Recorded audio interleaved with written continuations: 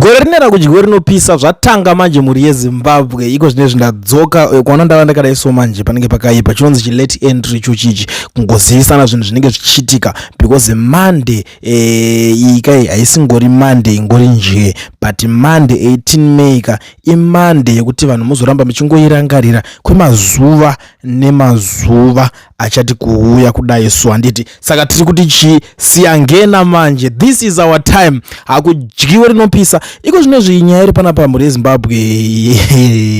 The people of South Africa have set 16 June as the day of protests against President Ramaposa to go. Zvatotanga bhururu mukuru waPresident Emmerson Mnangagwa osvika panguva yakaoma.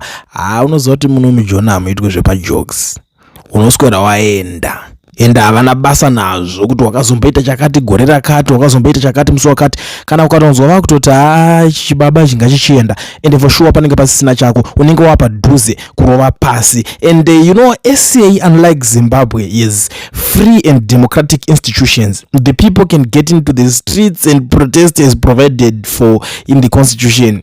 We remain to see the outcome. Sadly, while keeping independence the institutions at home, the ANC supports ZANU-PF in Zimbabwe in capturing the same institutions. The consequences are devastating for SA economically. But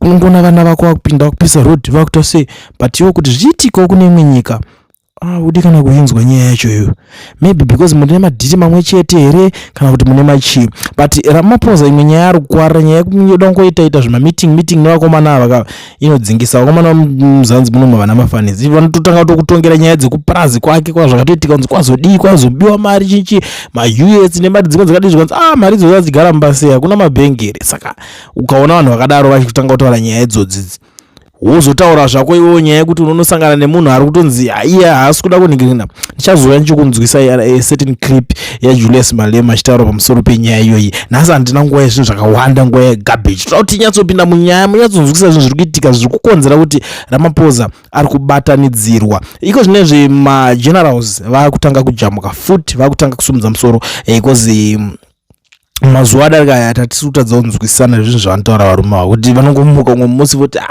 guys stay calm, musanyoningina, hatisi kuda kubika mbodza, toda kunyatsogadzira chinhu chakaibva tozodidi. Saka dzikamai upedza futi mangwana mombodzoka muchitanga kutaura zvinhu zvakada zvopedza zvakuvhiringidza vanhu. But now vasigauke mapuranga ava vari kutaura zvoni. I'm an old soldier. I've seen things that do not leave a man.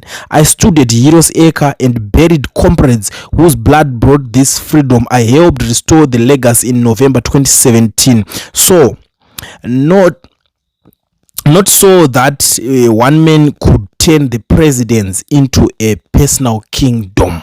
President Mnangagwa must know this. You are a president, not a king. You were elected to serve the people and the constitution of Zimbabwe, not to rule as if the country is your private tuck shop.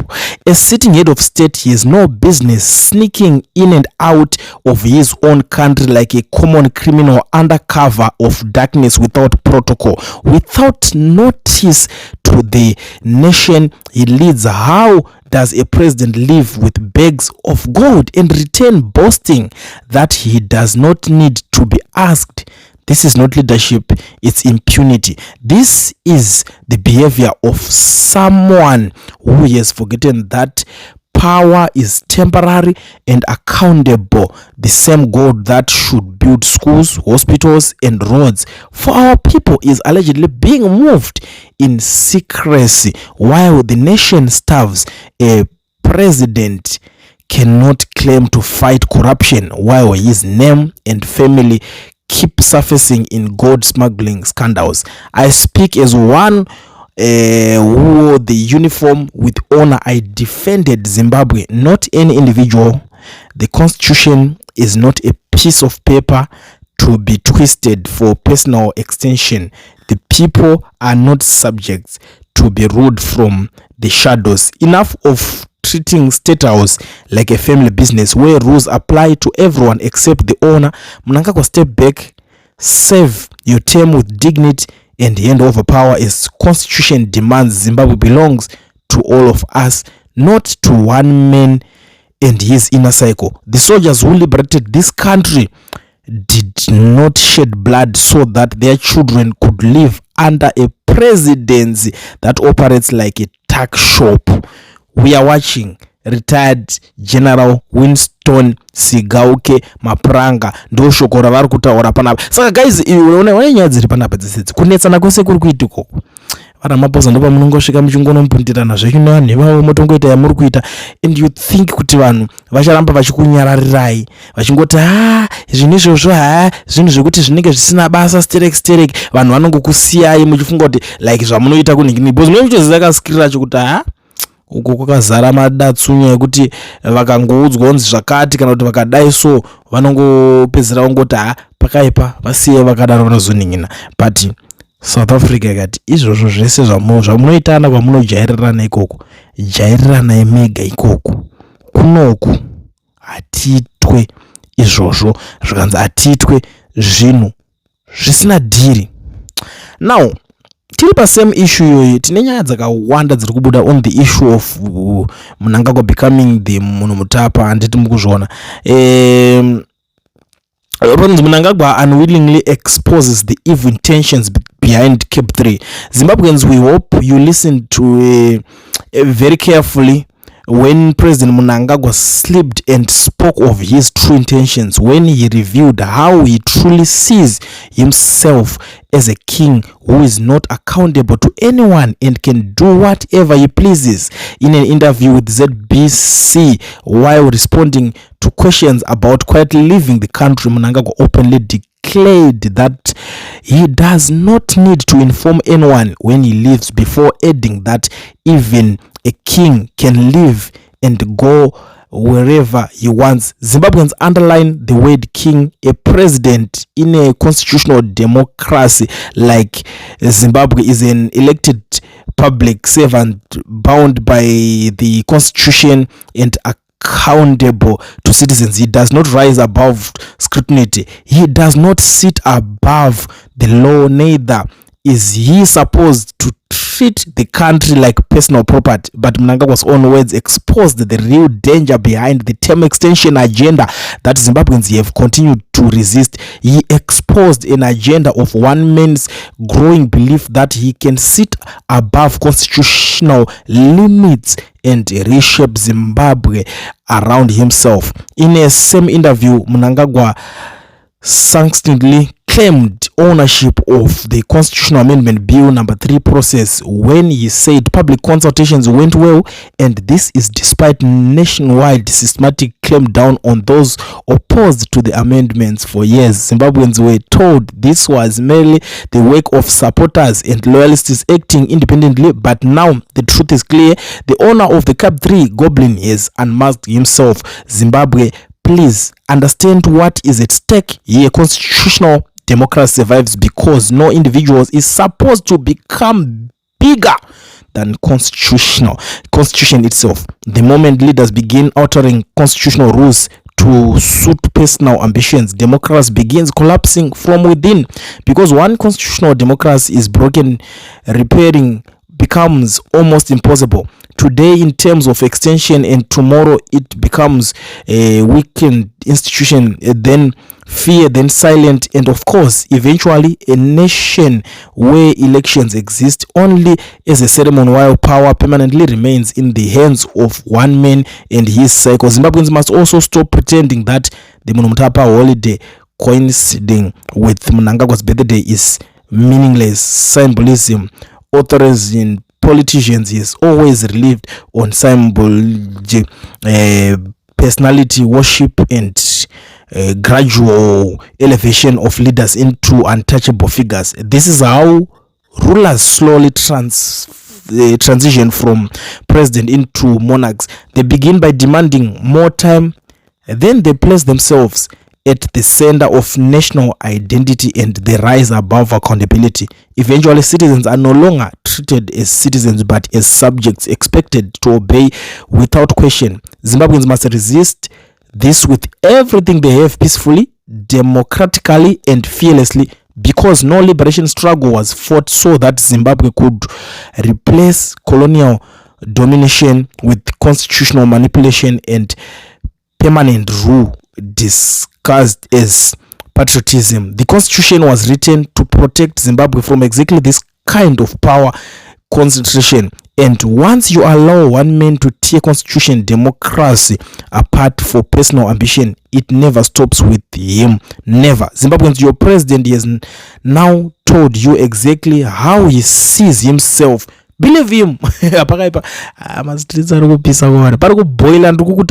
you know what, for your own information, pane mwenye yafuti yabva kuitika apa, ndaona kuti vanhu vakawanda vari kuitaka kuiignore, but ndaona kuti guys pane dzimwe nyaya dzekuti munoignore munhu obva atonyura futi sekutamba sekuseka, and hapana zvichatomboitika kana zvichinge zvadaro. Nyaya iri panapa, nyaya iri kunetsa inyaya yemukadzi wachivhayo ari kunzi asungwa, uyo ari kubuda achingwa anozvidawo stereke zvekundangwe ndazadaiso ndazadai ikinazondisungisa anozvona, but nyaya yaari kunzi asungirwe iri kuita nga diki. Vanhu kana muchiiteerera bhozi you end up thinking kuti maybe wangosungirwawo nyaya dzenyu dzekungotorerana vana naweak news, but nyaya yacho ine chekuita nekulikisa maphotos nekulikisa mavideos aED Mnangagwa. Pakashata ndokutaurira, ngaanobvunza kana uchida kuzotamba nedzimwe nyaya dzekuti unoda kuramba uri bo, tamba uchiita zvinhu izvozvo.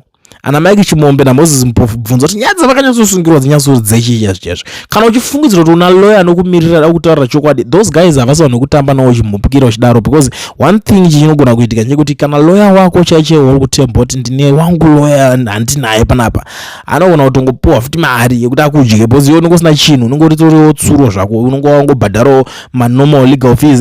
Unozati unogona kuzoita zvimwe zvinhu zvekuti mangwana vanhu vanosara vachingoti but munhu anga ari munhu ari bowan ko izvi anga akuda kuno zvinhingirikina kuita sei, ukuzviona. Zvinonetsa. Chandokwanisa kukuzivisa nje kuti amana vanhu vane utsinye. Ndo chinhu chandinoda kukuzivisai. Zvimwe zvese pai advice that sonje girl, you can do anything zvoda, but vakomana ava havasi vanhu vetsitsitsidzi. Bvunzawo Linda. Bvunzawo Linda. Akazotanga kuti imimi ndikikini kebhuti yenyu vision 2030 yenyu iri kukanganiswa nevahure wati akazopfeka apologies akumbira kuti gira vana kana tsitsi varume. But anyway, regai timbonzwawo kuti vagift siziba usalos vari kuti kudii sinzi wotukondo anawanzobudikira kana mukuru weband panobudikira kutanga kutaura ka unoona vakubudikira vachitaura something. Now gift usalos ari kuti in moments where silence becomes convenient and conformity is rewarded, defending constitutionalism becomes both a moral and political duty. We do so because constitutionalism is the foundation upon which any democratic society survives. Once the constitution causes to be the supreme law of the land and becomes a tool manipulated for the convenience of those in power, democracy itself is placed in grave danger. The Constitution of Zimbabwe was born out of the aspirations and sacrifices of the people, not the ambitions of a tiny political elite seeking to extend its hold on power. No government has the moral authority to mutilate the national charter for narrow partisan interests while citizens are trapped in deepening suffering. It is both painful and tragic that in a country where millions are struggling to survive, the regime's priority is not jobs, hospitals, schools, or economic recovery, but constitutional manipulation. Ordinary Zimbabweans are enduring crushing poverty, unemployment, collapsing public health care, and a devastating cost of living crisis that has pushed many families into despair. Half of the population faces food insecurity. Young people are without opportunities. Hospitals lack basic medicines, and public services continue to deteriorate before our eyes. At a time when citizens are demanding dignity, accountability, and solutions to the economic crisis, the regime has chosen political self-preservation over national renewal. This is not leadership, it is abandonment of the people. It is for this reason that we have, against the tide and despite intimidation, firmly rejected the proposed constitutional amendment. It does not matter how much power the regime wields or how many voices it seeks to silence. They persecute citizens, weaponize institutions, and attempt to suppress dissent. But history has no blank pages. It will record that there were those who stood firmly on the side of constitutionalism, democracy, and the will of the people. Hashtag no to 2030. That's gifts Ziba Ostals for you. Vakomana vacho vakatsamwa. But one thing that I like about these guys ndechekuti pavanotanga kutaura nyaya dzavo idzi ndinofarira kunzwa kuti at least pana pataka kunzwa munhu opposition ari kutaura, kwete kuti unotanga kunzwa uchiteerera nyaya dzotaura nahwende, unoteerera unonzwa uchipepe, ungateerera nyaya dzinotaura vakomana vamwe unototi ina meno zvemautaura mana meno idhirire chira muida. But patakatanga kunzwa vakomana ava kutanga kusumudzawo musoro vachitaura taura, to me it makes sense. Zvotanga kundiitirawo boso because komanaka nyaya yecap 3 yapise. But one tozviziva kuti uyu pari kumupisirawo mukadzi wachifaya kulikisa vhidhiyo remnangagwa. Musamukanganwa munamato vakomana, munongonzwa kuti mwana wevanhu aitwa bhizi koko and hazviperi. Vakomana vatovaziamushe. Ramaposa zuva rake ragadzirwa kuti vanhu vemujoni munova kudzinge nyenye kuda kungoita zvinhu zvotenga vamhenamheni zvamune muchingoita kuti akatimbogadzirirawo dhem komana timbokumhanyisa. Inini ndikutofara kuti Ramaposa ada kutodzingwa, ndidai akatodzingwa zvishuwa because iye Ramaposa wangatiti unongotiita unotoona kunge vanhu here kuti unonga vanhu anopenga kudaro hazvisi right komana.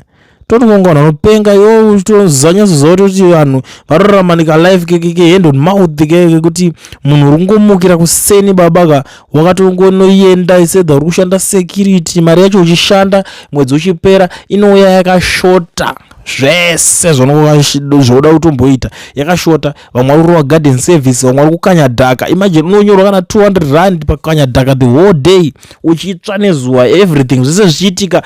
Challenges ese unonge uchisangana nawo handiti zvine risk, uchikwira pamascaffold uchikwidza focho redhaka uchiita se at the end of the day uona kamari kakubhata ukwanisa kuzviramba because ndo zvinenge zviripo paground handiti.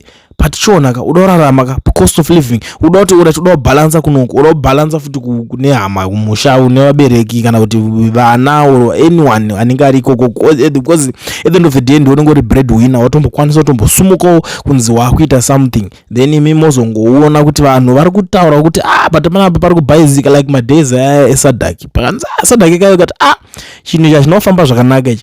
And then ana Ramaposa ndowanga uri pafront vakutoya zvaunogadza kuinauguration kuno-celebrate. And izvezvo recently vangobudikirawo muZimbabwe for no reason pasingazikana kuti ambweya unodii pakutobuda kutoti kuna munhu achakubvisa iwo my brother what yes we understand kuti pane zvinhu zvakawanda zvakataurika vachiudzana nekuonesana, but nyaya yekuzoti ko hapana munhu achakubvisa iskiri ripi roro rekuya muchivharidzira chi mamistakes arikuitwa nemunhu. Amumbooni even the way he's boasting achitoansa maquestions unyazvezve kutoziva kuti handina kana zvandinoitwa nemaZimbabweans because that's what they know kuti hapana chero makada kudii vanoperera mukutaura ende kutaura kwacho unozvitaura uzvitaura uri padhuze naye ukangotaura uri padhuze naye chete unoziva zvinoitika komana vakangokunotisa chete wakuwara. Saka guys hazvina kutombomira mumushe ende hazvisi kutombovaraidza hazvitambirike alright zvinhu zviri kuitika kuZimbabwe kwezviri. Saka Mr. Ramaposa mirirai dherenyu ndoziva kuti one day chete muchazonzwawo peni yacho, uchapanzwa marwadziro apachakuita ameno kana maandastenda shona yacho yandodaidza kuonesai. Ndizandaenda zvangu muri Zimbabwe ndokutendai nekubatikira pachivhidhivhidhi muchinzwa nyaya dzinenge dzichiitika. Zvinhu zvakakosha kuti vanhu utombogara pasi uchinzwa kuti chii chiri kuitika. Vose vana vazhinji vakangotorwa vakapfungwa vakangotorwa carried out nezvimwe zvinhu zvekungoti ari kungoda entertainment, ari kungoda zvinhu zvekuti angoseka aita sei, but ramangwana asiri kutarisa kuti chii chiri kuitika ende kana zvinhu zvakadai so zviri kuitika zvichapera sei, zvichazotibatsira chii, nyika inozoita sei. Mangwana uchabvunzwa nevana kuti ko zvapa zvakazotanga sei, unoti ameno handizive ikoko. It's not good. Even zvinhu zvakanoita sezvi zvakanakira kuti kune vanhu mwaruza kuti future yangu ndoda kuzodai so, ndoda kuzoinvesta chakadai, ndoda kuzodididi chakadai so. Recently kune imwe nyaya iri kunetsa, nyaya ari kunzi zvona hanzi masubbook deals ari kunetsa kuZimbabwe ko, hanzi masubbook deals vanhu musatengeserana land, vari kuda kuti munotenga dzemumatown dzacho dzinenge dzichitengeswa, hanzi government ndio inoallocate land what handiti. It's okay, but ko iri kutengeswa kupiko land yacho kuti dai iri rekutika unoendawo kana kuti muoffice mesiti council yacho direct vokuudzwa kuti tinotengesa mastands ende tinoita mari yakati, zvaizokwanisa kumeka sense, but hakuna izvozvo. Unokwara nekuzonzi mawaiting list what vakapedzera vasingachatoiti. Saka land yacho inooneka kupi? Yobva yatoita kunge amenamende, kunge rimwe dhiri stereki. Zvinhu zvese zviri kuti zvinenge zvichiitika, but ukaona uchitombogara pasi kunzwisisa zvinhu zvakaita seizvozvo waziva kuti zvinhu zvako one day zvichakufambira. Ende ndinonamata kuti munhu wese anenge achida kunzwawo nyaya dzekumusha, ukaramba uchingodzinzwa kwakadai so, one day zvichanaka chete. Hapana pekuti unoramba uri munhu anochema, asi chakakosha kungoziva kuti chii chinenge chichiitika. Saka ndokutendai naizvozvo, rambai muchikomborerwa zvamunoshuwira, minamato yenyu izadzikiswe. One day tichazopemberawo, tichazofara. Hakuna vanhu vanoramba vachingochema kamukore wese, tinoziva kuti mumwe musi tichazofarawo. Handiti ende history tinenge takuzoseka kuti marangarira gore riya tichizodai so, marangarira gore riya tichizodai so. Zvinhu zvinenge zvakunakidza, but ndisandaenda zvangu disappear. Muri Zimbabwe ndoda kushandisawo mukana kukuzivisai maZimbabweans ese zvavo vari munyika yeSouth Africa ne vari kudawo kuregisterwa macompanies nekuvhurirwa maFNB business accounts vasina mawork permits kana kuti mastudy permits. Ndiri kuti mazuva ano zvave nyore, zvave easy. Pane company inonzi Education Research iyo inotungamirirwa nana Mukoma Owen, ndiwo dzoshasha vanokwanisa kukuregistera company vokuvhurira FNB business account usina work permit kana study permit. Saka ndiri kuti garai mavabata pane nhamba dzavo dziri kubuda pascreen idzo, vokubatsirai kuregister macompany.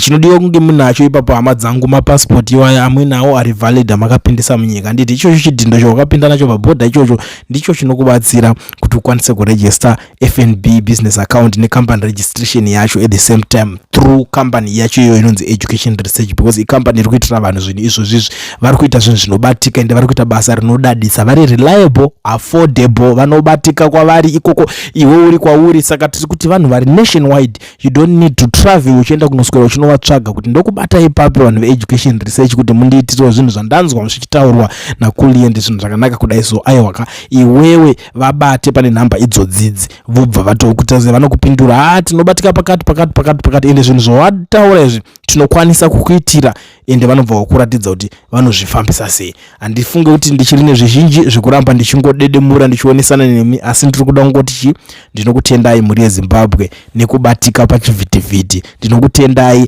nekuramba muchiita basa rakanaka ramuri kuita. Saka zvanhasi tiri kuti good night.